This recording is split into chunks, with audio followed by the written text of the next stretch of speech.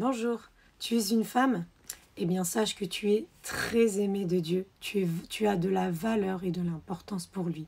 Pourquoi? Regardons comment Dieu s'occupe des femmes dans la Bible. Souvent, nous croyons, en tout cas, moi qui sors de l'islam, on m'a toujours mis l'homme au-dessus de la femme.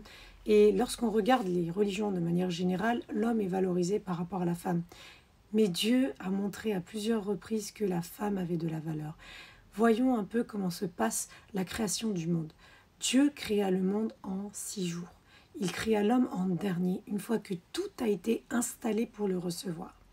Mais si on regarde un peu plus dans le détail, même si l'homme a été créé en dernier, nous savons que Dieu a créé Adam et ensuite il a créé Ève en dernier. Pourquoi? Avant que Ève soit créée, donc que Dieu la façonne, il est dit que Adam travaillait avec Dieu à nommer les animaux. Et à un moment donné, Dieu le fait dormir. Ouf, il le fait travailler, puis pouf, il le fait dormir. Et qu'est-ce qui en ressort? Le dernier des dernières choses que Dieu valorise et qu'il voulait absolument mettre dans les meilleures conditions, c'est-à-dire la femme. La femme est arrivée en dernier parce que Dieu voulait que tout soit parfait pour elle. Ça, c'est une première chose. La femme est la dernière née, mais c'est la première à avoir fait entrer le Seigneur dans ce monde, puisque le Seigneur Jésus-Christ est arrivé par Marie. Lorsqu'il est arrivé dans ce monde, il est arrivé par Marie. C'était la dernière créée et c'était la première par laquelle il est arrivé.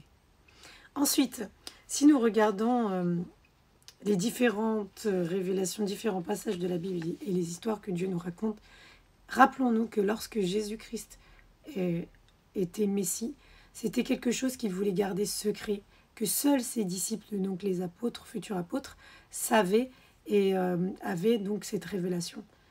La première fois qu'il a officiellement indiqué, c'était à la Samaritaine. Vous retrouverez le récit dans le livre de Jean 4.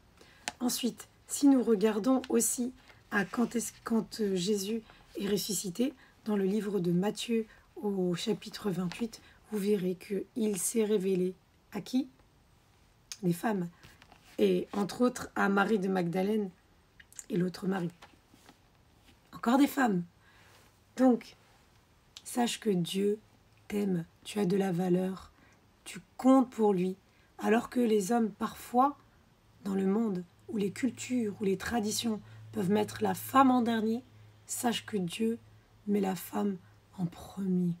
Elle a de la valeur et elle est importante pour lui.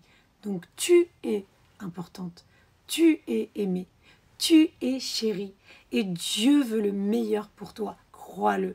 Lève-toi et prends courage et fortifie-toi. Ne laisse personne te rabaisser. Rappelle-toi que tu as de la valeur pour Dieu, c'est ça ta vraie identité. Aussi, je terminerai pour rappeler que Dieu utilise les femmes, contrairement à ce que certains peuvent dire. Dieu utilise les femmes. Rappelons-nous des exploits de Déborah. Voilà, Déborah libérait Israël. Elle était suivie, c'était un leader. On n'en parle pas assez. Un jour, je méditerai profondément sur son histoire, mais elle était la première. Rappelons-nous aussi d'Esther que Dieu a utilisé pour sauver tout un peuple. Oui, la femme a de la valeur aux yeux de Dieu. Donc prenons courage, soyons fortes et courageuses, nous valons beaucoup plus que nous l'imaginons et Dieu vous le révélera. Seigneur, je prie vraiment pour toutes les femmes, qu'elles prennent courage, qu'elles se rappellent que tu l'utilises, que c'est des joyaux, des bijoux pour toi Seigneur, qu'on a de la valeur extrêmement importante. Nous sommes comme la prunelle de tes yeux Seigneur et je prie que tu donnes le courage à toutes les femmes de se lever pour rentrer dans leur destinée, dans leur rappel et qu'elles marchent pour la gloire de ton Saint nom. Soyez tous bénis. Amen.